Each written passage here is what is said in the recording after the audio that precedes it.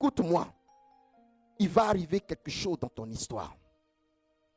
La Bible nous enseigne dans le livre de 2 Rois, à partir de son chapitre 21 jusqu'au chapitre 23, que le roi Josias est né d'un père qui était un idolâtre. Un père qui était rejeté par Dieu. Et comme le père était un idolâtre, rejeté par Dieu, automatiquement, Josias, dans l'histoire de la parole, est passé très vite parce que héritier de quelqu'un qui lui-même avait déshonoré Dieu. Alléluia. Et donc, il était mis aux oubliettes. Mais, dis à quelqu'un, mais. Dis à quelqu'un, mais. Oh my God. Mon Dieu, le Seigneur des Seigneurs, le Roi des Rois, qui veut faire toutes choses parfaites en son temps, va démontrer aux hommes qu'il ne s'agit pas d'un mérite. Son élection n'est pas basée sur le mérite ou sur une note qu'on te donne, mais de son propre choix. Dieu regarde Josias. Josias est triste parce que héritier d'un homme qui avait déjà déshonoré le Dieu. En Israël, il y avait des dieux étrangers. Ils adoraient tous le nom de Dieu. En fait, ils avaient transporté les idoles qu'ils avaient reçues en Égypte en Israël. Alléluia. Et donc, le roi a continué. Parce que comprenons une chose. Dans la marche avec le Seigneur, il y a un temps où le Seigneur manifeste à son fils, à sa fille, qu'il est vivant, qu'il est là, qu'il est à ses côtés. Il le soutient. Quand tu pries, ça marche. Quand tu fais ça, tu vois des choses, des espoirs. Tu commences à voir que les choses marchent dans ta vie. Et puis un temps arrive, le Seigneur va maintenant renverser les choses pour voir toi, ta fidélité. Et il arrête. Il ne fait plus rien. Et puis regarde comment est-ce que tu vas te comporter. Comment est-ce que tu vas percevoir? Est-ce que tu vas regarder la gloire passer et puis t'appuyer sur cette gloire pour dire que l'Éternel ne m'a pas abandonné? Ou est-ce que tu vas t'adonner à des choses autres que celles que Dieu t'ordonne de faire? Et c'est ce qui est arrivé au père de Josias. Dieu s'est manifesté en Josué. Ils ont installé tout. Et puis est arrivé un moment, on a oublié Dieu. Parce que Dieu ne parlait plus. Il n'y avait plus la manifestation de la puissance de Dieu. Alors que la parole de Dieu était dans la Torah qu'ils avaient. Mais ils ne considéraient pas la Torah. Ils ne considéraient pas la parole de Dieu écrite. Ce qu'ils voulaient, c'est un homme qui allait manifester la parole de Dieu. C'est ça qu'ils attendaient. Et ils disaient, mais un moment est arrivé. Ils ont fini par ne plus lire, ne plus comprendre que c'était Dieu qui s'était lui-même donné en sa parole. Et donc, le roi a commencé à s'adonner à des choses contraires à Dieu. Et puis, il va avoir un fils. Il va mourir et il aura un fils qu'on appelle Josias. Et ce fils-là, il nous a dit que pendant qu'il était en train de régner, un temps arrive à sa 26e année, il va s'arrêter et puis il va convier un de ses responsables qui lui va trouver quelque part caché dans le temple, dans la royauté. Il va trouver quelque chose, un document, un registre qu'il va prendre et il va venir lire ce registre-là au roi. Alléluia. Ce registre-là n'était que la Torah, le livre de Dieu, les récits de ce que Dieu a fait au travers du peuple d'Israël, qui était caché, puisqu'on dit son intendant a trouvé. Cela veut dire que les gens ne portaient même plus les yeux dans la parole de Dieu. Alléluia. Est-ce qu'on me suit ce matin? Et cet homme-là, Dieu va le toucher parce que Dieu veut qu'il arrive quelque chose dans l'histoire de Josias. Alors Dieu touche cet homme. Et l'homme arrive et va commencer à faire le récit de ce qu'il a vu dans cette parole-là à Josias. Josias écoute la parole de Dieu Et il y a quelque chose qui va se passer. Josias sera touché par la parole de Dieu. Josias comprend que si cette parole était cachée depuis très longtemps, et que lui aujourd'hui, parce qu'il a pris son règne à 8 ans, et aujourd'hui à 26 ans, s'il se trouve devant la parole de Dieu à sa majorité, c'est que l'Éternel ne l'a pas oublié.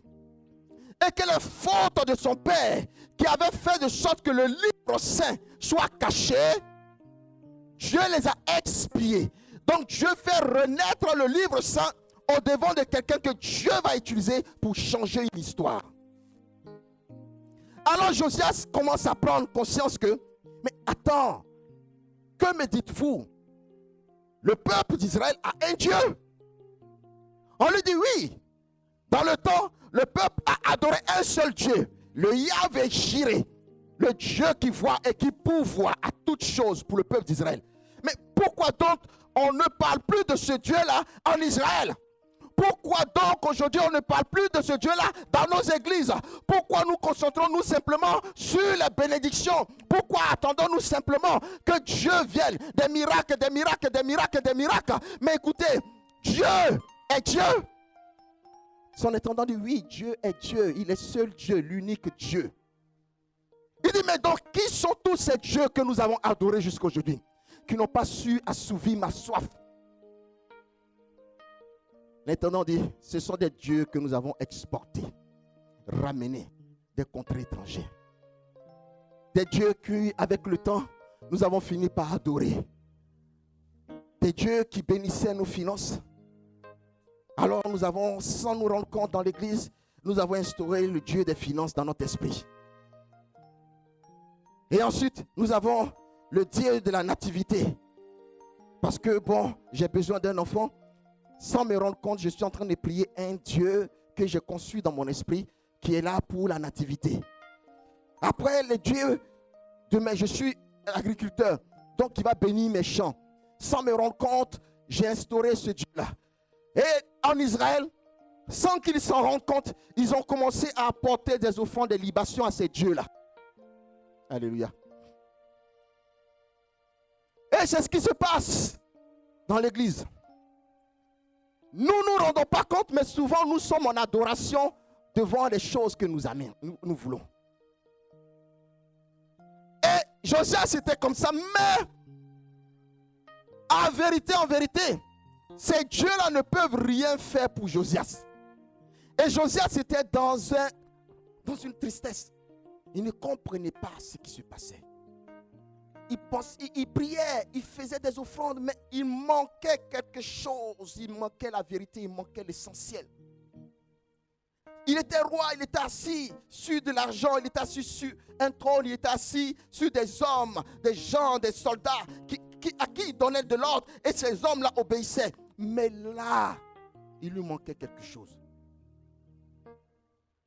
Et dans son doute, dans son inquiétude, Dieu suscite son serviteur.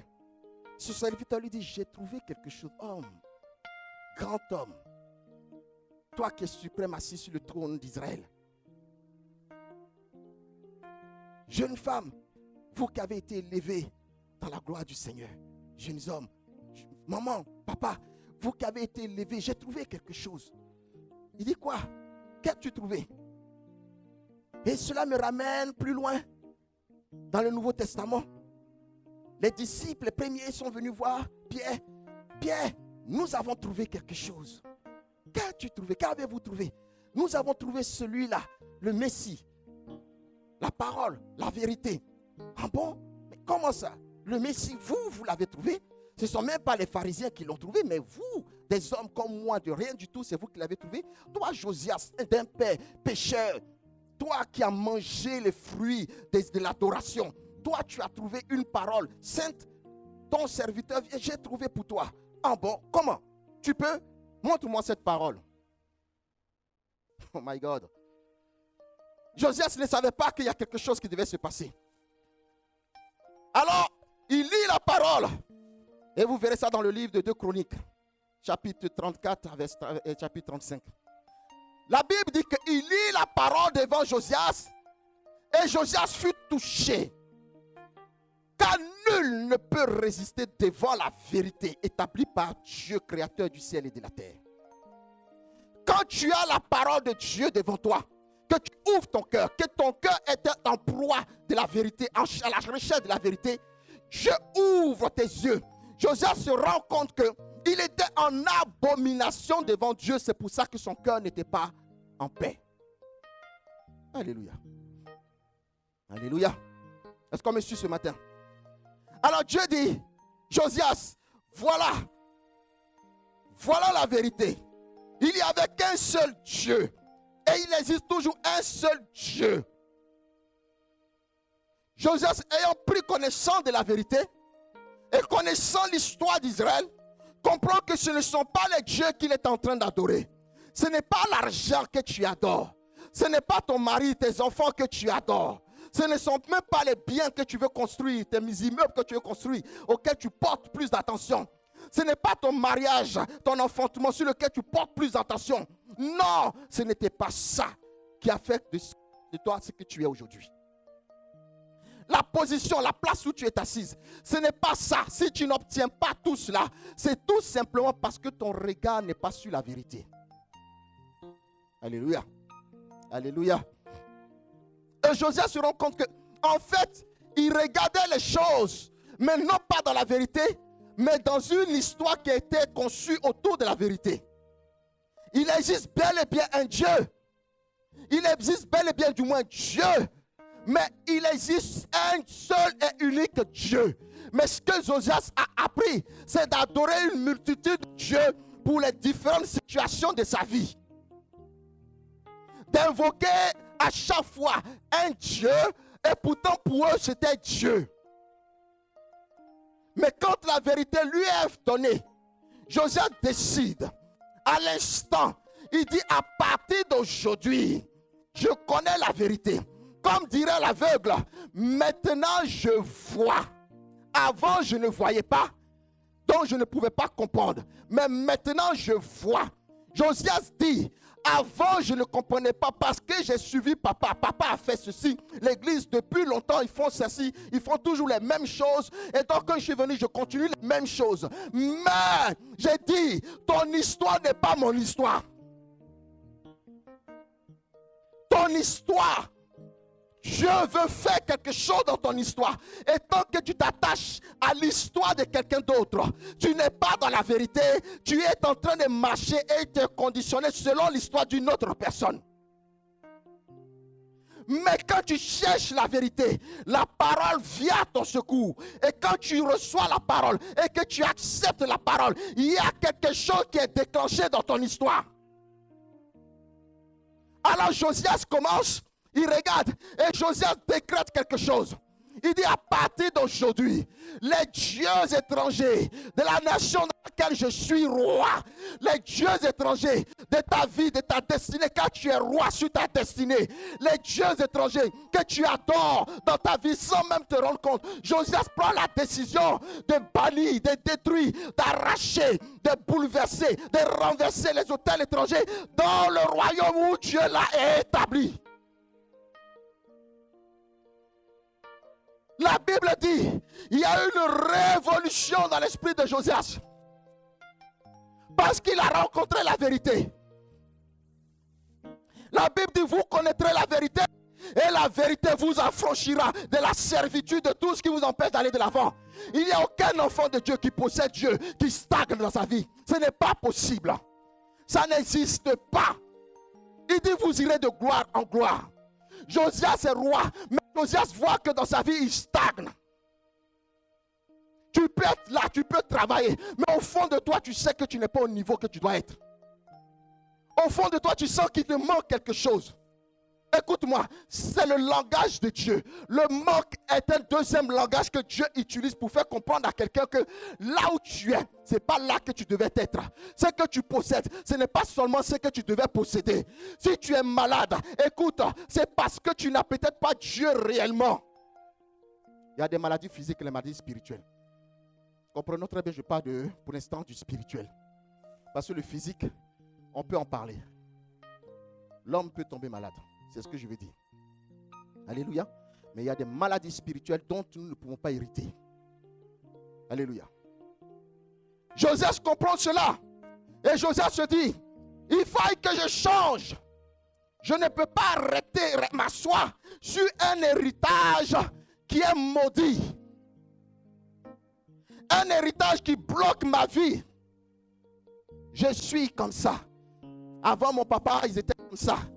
Dans ma famille, on ne se marie pas. Dans la famille de ma famille, à 17 ans, à 20 ans, à 30 ans, on meurt.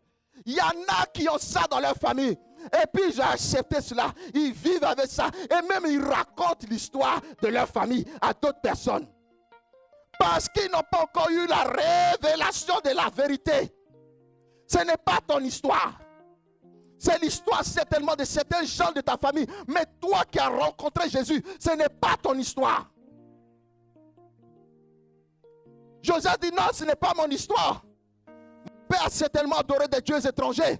Mon père a certainement baptisé avec des dieux étrangers. Mais moi, je connais la vérité. Et parce que je connais la vérité, je me dois de nettoyer ma vie. Car Paul déclare une chose. Il dit quand vous ne le saviez pas, ce n'était pas un péché. Mais quand vous savez et que vous continuez, ça devient un péché pour vous. Joseph commence donc à nettoyer tout Israël, bouleverser tout dedans. Les gens le regardent, mais que fait-il cet homme-là? Que fait-il? Comment vient-il donc bouleverser? Mais il est roi. Qui peut dans le royaume se lever contre le décret du roi? Qui? Et surtout quand le roi, ce qu'il est en train de faire est révélé par Dieu. Qui peut se lever contre lui? Qui peut se lever contre toi quand tu veux faire le balayage dans ta vie? Qui? Qui est sur cette terre, dans le ciel, dans les profondeurs? Qui peut se lever quand tu veux te mettre en règle avec Dieu? Qui viendra contester que tu mettes en règle ta vie vis-à-vis de Dieu? Qui? Il n'y en a pas, ni sur la terre, ni dans le ciel, ni dans les profondeurs. Il n'y en a pas, il n'en existera jamais. Alors, n'oublions pas que le roi, le père de Josias, a été tué. Mais Josias impose Dieu dans le royaume. Et il ne s'arrête pas là. Il va au-delà de son royaume. Il demande qu'on détruise tous les temples qui étaient en adoration aux dieux étrangers. Si tu ne détruis pas les temples qui sont en adoration aux dieux étrangers dans ta vie, Dieu ne peut pas faire quelque chose dans ton histoire. N'oublions pas que Josias était roi. Il pouvait simplement se contenter de la royauté. Comme aujourd'hui nous sommes là. Tu es enfant, tu as papa, tu as maman avec toi, tu ne te préoccupes pas de ton avenir. Dieu, tu t'en intéresses même pas. Tu es jeune homme, jeune femme. Oh, je suis encore jeune. Oh, je m'en fous. Ce qu'ils sont en train de faire, je vais m'amuser. Je ne m'en occupe pas. Tu es un homme, tu es une femme. Oh, je suis marié, je travaille, j'ai tout. Pour moi, maintenant, bon, si tu fais ce que j'ai à faire, préparer ma retraite, le reste, je ne m'en occupe pas. Tu es un vieillard, oh, j'ai fait toute ma vie. Donc aujourd'hui, bon, je suis arrivé à un certain âge, maintenant moi, je viens à l'église, je prie et puis je m'en vais, bon, c'est bon. Frères et sœurs, malgré la position dans laquelle tu te trouves, il y a quelque chose qui te manque. Il y a quelque chose qui te manque. Et cette chose qui te manque là, ce n'est pas autre chose que la vérité sur ta destinée. Alléluia. C'est la destinée qui est en toi, que Dieu a établie pour toi, qui te parle. C'est celle-là qui fait naître en toi des manquements. Elle te dit non, ne te contente pas de cela, ça c'est bien, c'est beau. Mais écoute, ce que Dieu a établi pour toi est plus important que ce que tu es en train de vivre. Alors Josias commence, il va instaurer quelque chose. Il va instaurer dans le pays l'adoration d'un seul et unique Dieu. C'est ce que nous on a hérité aujourd'hui. On dit, c'est quoi le monothéisme? C'est Josias qui a instauré. Dieu va faire quelque chose dans ton histoire. Josias, rien.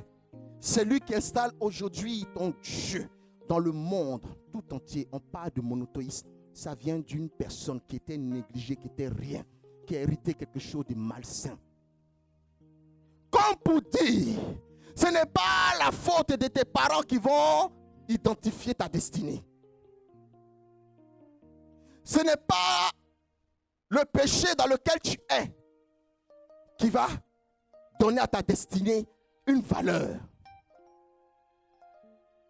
La Bible dit tous ont péché. Je ne suis pas en train de faire l'apologie du péché. Ce que je veux dire tout simplement, c'est que ce n'est pas là où tu vis, ce que tu vis là, que Dieu regarde. Mais ce que Dieu regarde, c'est ce qu'il a établi dans ta vie. Et quand tu viens à l'église, que la parole t'est prêchée, c'est pour te révéler que tu as une plus grande destinée que ce que tu vis. Mais si ton esprit est fermé, tu ne verras pas la grandeur et tu continueras à te contenter de ce que tu vis. Mais si ton esprit est ouvert, à partir de cela, Dieu va faire quelque chose dans ton histoire. Puisque ce que Dieu a fait dans l'histoire de Josias est arrivé jusqu'à notre temps. Josias, son règne était 600 ans avant Jésus-Christ.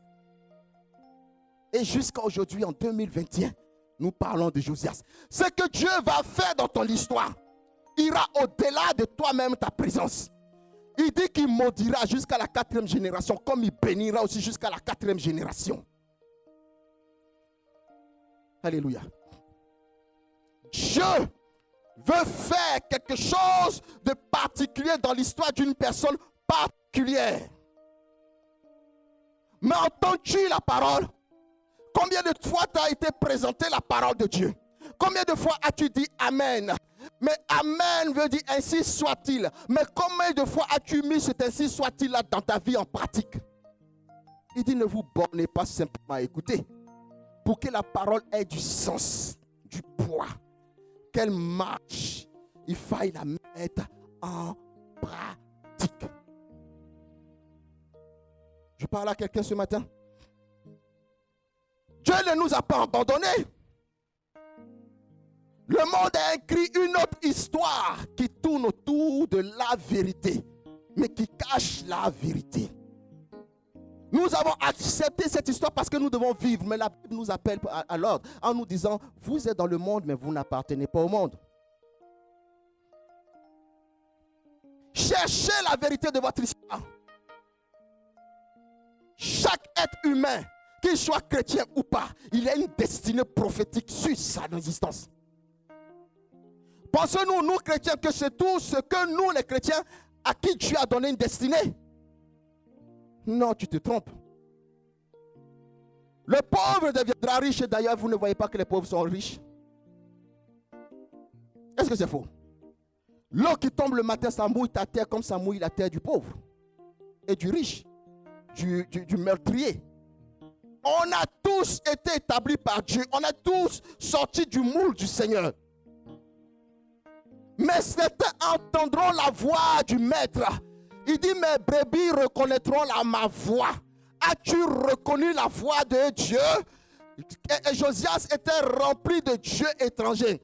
Autour de lui, c'était que des dieux étrangers. Mais au milieu de ces dieux étrangers, quand il a entendu la voix du véritable maître, il a répondu, me voici. Alléluia. La Bible dit que le petit Élie était avec le grand Élisée. C'est ça, non? C'est le contraire. Donc c'est Élisée qui était avec le grand Élie. Alléluia. La Bible dit, il entend la voix de Dieu. Mais il est habitué à entendre la voix de son maître charnel. Donc l'enfant entend la voix de quelqu'un. Mais dans son habitude, il entend toujours la voix d'un homme qui est toujours en train de l'appeler, lui dicter, lui donner des instructions. Et il est habitué à cela. Et donc quand il entend une autre voix, il ne peut plus concevoir qu'il puisse avoir une autre voix aussi sage et qui peut l'appeler jusqu'à le réveiller dans son sommeil, si ce n'est la voix de son maître. Mais la Bible dit que le maître étant averti, connaissant Dieu, parce que lui-même a un maître qui est Dieu.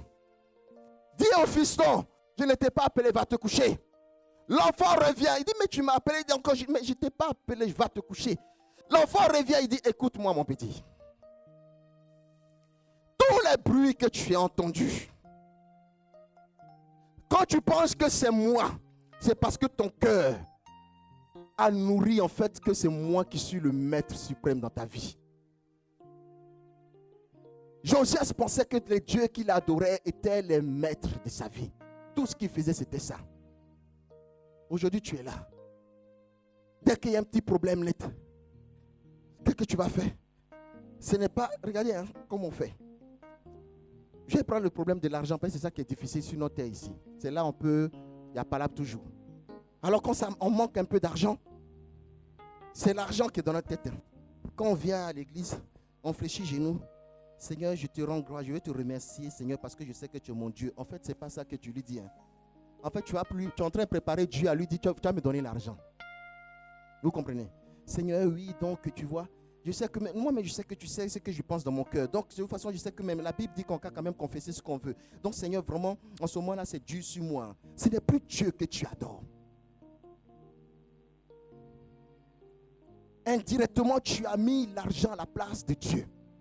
La Bible dit quoi? Ceux qui connaissent l'Éternel, ils savent très bien que l'Éternel connaît leurs besoins. Avant même qu'ils n'ouvrent la bouche, Dieu connaissait leurs besoins. Alors quand tu viens devant Dieu, tu ne lui cites plus toutes tes bêtises que lui sait. Toutes tes difficultés que lui sait. Mais ce que Dieu attend, c'est que tu sois en adoration. Tu es grand, grand Dieu. Je sais que tu m'as destiné à quelque chose de glorieux. Ma vie ne peut pas se limiter à ça. Éternel, je te rends gloire parce que je sais que tu vas te manifester dans ma vie pour te glorifier. Dieu entend cela de son trône de gloire. Il dit, wow, elle ne m'a même pas parlé de sa situation.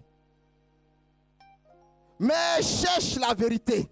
La vérité, c'est quoi? C'est que c'est moi qui permets qu'elle vive. Et si moi, j'ai permis qu'elle vive, donc il y a une provision pour son existence. Je ne suis pas inconsciemment en train d'adorer. Souvent, on dit, non, il faut aller. Écoute-moi, il y a une façon de demander. La Bible dit, vous demandez, vous ne recevez pas. Parce que vous demandez mal. Un moment arrive en tant qu'enfant de Dieu, il faille qu'on s'asseye. Il y a des choses qu'on nous apprend qui sont bonnes, mais finit par nous assujettir. Nous ne sommes pas assujettis à Dieu, nous sommes assujettis à ses prières qui sont simplement dans la réclamation, réclamation, réclamation, réclamation. Et à la fin, nous créons un Dieu qui donne, donne, donne, donne. Nous ne créons pas le Dieu tout-puissant qui doit veiller, qui a pour rôle de veiller sur ses enfants. Quel est le père ici qui ne sait pas ce que son enfant a besoin? Quelle est la mère ici qui ne sait pas dont son enfant a besoin? Je n'ai pas d'enfant. Parce que quand on devient adulte, on a d'autres besoins que les enfants. Et souvent, il y a ces besoins-là qu'on ne dit même pas aux parents. Alléluia. Dieu nous parle d'enfants. Quel est l'enfant ici qui se suffit? Ou parmi nous aussi, qui n'a jamais été enfant et qui n'a jamais su que c'est son père qui a pris soin de lui, ou sa mère a pris soin d'elle. Avant même que tu n'ouvres, quand tu es bébé, la maman sait à quel moment elle va donner le lait à son enfant. Les pleurs de l'enfant n'interpelle pas la mère simplement sur le fait de manger. Elle interpelle la mère sur le fait que, oh, tu dois pouvoir à mes besoins. Il y a quelque chose qui ne va pas. Et la mère se lève, elle prend l'enfant, elle regarde l'enfant, mais pourquoi il pleure? Est-ce que sa couche est mouillée? Est-ce que ceci? L'enfant ne dit pas ma couche est mouillée, donc changement. L'enfant ouvre la bouche et interpelle son géniteur. Et c'est au géniteur de s'acquérir du bien-être de l'enfant. Voilà ce que Dieu nous demande de faire. De l'interpeller en tant que sa création, sa créature. Et la parole dont il parle, il dit avant que vous ne soyez conçus dans le sein de votre mère, lui l'Éternel Il n'a pas dit ta mère et moi, ni ton père et moi. Il dit lui l'Éternel, qui conçoit toutes choses, à l'insu même des personnes qui vont te porter dans ton ventre, dans son ventre. Il dit lui l'Éternel, il avait prononcé une parole de bénédiction sur ta vie. Quelle est cette parole? Ton histoire qu'il a prononcée. Quelle est donc cette histoire que Dieu a prononcée? C'est ce que Josias a reçu. Tu n'es pas né ni roi parce que les dieux que tu adores t'ont mis roi. Mais tu es né et tu es roi parce qu'il y a un Dieu qui a fait toutes choses avant ta naissance et qui t'a établi roi. Une fois qu'il a su la vérité, écoute, tu connais la vérité. Pourquoi n'abandonnes-tu pas le désir que ta chair manifeste dans ta vie qui t'empêche d'aller de l'avant? Pendant que je suis en train de parler, chacun d'entre nous ici, l'Esprit vous met à cœur ce qui vous empêche d'avancer. On n'a pas besoin de citer la vérité. La Bible dit, quand la vérité paraît, elle met à nu tout ce qui est fausseté. Jean le Baptiste ne parlait pas à Hérode. Mais Hérode dit, quand il voit Jean-Baptiste, il est énervé. Pourquoi? Parce que Jean prêchait la repentance. Et la repentance veut dire qu'on reconnaît son péché. Et Hérode et Hérodias étaient dans le péché. Et donc quand il voyait Jean-Baptiste, il n'avait même pas besoin de parler. Quand tu es dans la présence du Seigneur, quand Dieu te présente ta destinée prophétique, tu n'as même pas besoin qu'un homme de Dieu vienne te dire que hey, c'est ça là qui fait que tu ne sors pas de là. C'est ça que la parole elle-même te révèle dans ton cœur. Avant même que l'homme de Dieu le dise, elle te révèle dans ton cœur que ce que tu vis là ne pourra pas t'emmener à l'accomplissement de la destinée prophétique qui est livrée sur ta vie. On attend qu'un homme de Dieu nous donne des révélations, mais la parole est déjà la révélation de ta vie. Avant que l'homme de Dieu ne dise, ma soeur, mon frère, toi tu es au courant. C'est pour ça que quand l'homme de Dieu révèle, nous sommes un peu confus, nous baissons la tête. Pourquoi? Parce qu'on est au courant. Vous n'avez pas fait attention. Quelle chose l'homme de Dieu vous révèle et puis qui vous surprend? Oh, je ne savais pas. Tu es au courant. Tout simplement pour Dieu est en train de dire, je suis la parole de vérité. Celui qui saisit la parole, ton histoire, il va y arriver quelque chose. Il va y arriver quelque chose dans ton histoire si tu saisis la parole. Tu peux longtemps être dans l'église et puis ce jour aujourd'hui. Si tu saisis la parole, ton histoire va changer. On a un Dieu qui est vrai. Un Dieu qui ne fonctionne pas seul. Il fonctionne avec des hommes et des femmes. Il dit, je regarde sur la surface de la terre. Je cherche qui je vais envoyer. Je ne trouve personne. Ce n'est pas parce que nous ne savons pas que Dieu attend de nous envoyer. C'est parce que nous ne sommes pas, nous nous disons n'être pas prêts encore à être envoyés par l'Éternel. Parce qu'il y a trop de choses que nous adorons encore. Trop de choses encore qui nous retiennent encore. Trop de choses dans lesquelles nous avons peur. Mais qui t'a dit que quand tu vas sortir de là, Dieu ne va pas créer une autre chose qui va remplacer celle-là. Personne ne me dit amen aujourd'hui. Il dit, il va se passer quelque chose dans ton histoire. Quand tu vas sortir de là, ça fait des années que tu es dans l'adoration à d'autres dieux étrangers. Quand tu sors de là, que tu prends la parole, tu cherches la vérité, que la vérité te convainc, la vérité de Jésus te convainc, et tu décides d'arriver ici. Je t'assure, le plaisir que tu avais ici, quand tu arrives dans le Seigneur, ce plaisir est multiplié par 10, mais cette fois-ci dans la sanctification. Alors nous ne devons pas avoir peur de faire le pas vers le Seigneur. Il sait que ta chair a été nourrie ici pendant des années. Il le sait. Et s'il ne satisfait pas ta chair dans cette nouvelle vie, encore plus que ce que tu avais reçu de l'autre côté, il sait que tu vas retourner en arrière. Est-ce que je parle à quelqu'un? Alors quand tu penses dans ta tête que non, si je suis Dieu, ma vie va s'arrêter, dis-moi, écoute-moi, c'est un mensonge. Ou bien je serai plus heureux. Non, écoute, Ça, c'est le diable qui te dit cela. Le diable s'est fait fête plus que Jésus. Dites-moi, le diable il s'est fait fête plus que Jésus. La Bible dit que quand un homme est gagné sur la terre, le royaume des cieux est en ébullition. Ils ont fait les noces de Cana. Il y avait plus de vin. Mais Jésus s'est fait fête plus que eux. Lui, pour lui, là, ça ne manque jamais. La Bible qui dit emmener l'eau. L'eau. On va faire quoi de l'eau, Seigneur? On a une fête, il dit emmener l'eau. Quand ils ont emmené l'eau, ils regardent l'eau et puis ils disent l'eau, moi je suis présent dans la vie aujourd'hui de ce mariage. Moi je suis là et puis il va manquer la boisson qui fait le mariage dans le mariage. C'est pas possible. Transforme ton eau en boisson. C'est ce que Dieu fait dans ta vie. Quand tu lui invites, quand tu acceptes qu'il y soit, il va toujours faire que ta chair ne soit pas regrettante de là où elle vient de quitter. Jamais. Alors si tu pensais que tu as regretté ton passé, laisse-moi te dire que c'est parce que tu ne connais pas ton avenir.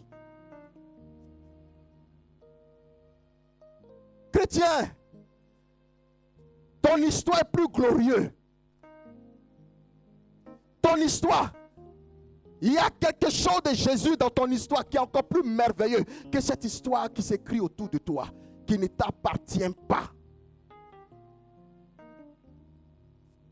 Paul marchait au milieu des pharisiens. On l'aimait parce qu'il était, on va dire quoi, la main forte des pharisiens. Mais un jour, la vérité va lui être présentée sur la route de Damas. Dieu l'a aveuglé sur la réalité. Et il a ouvert ses yeux sur la vérité. À partir de ce jour, Paul a fait quelque chose que Josias a fait. Paul a chassé en lui tout esprit d'adoration. Je vous dis que Paul était quelqu'un qui instruit dans la parole. Est-ce qu'on me suit ce matin?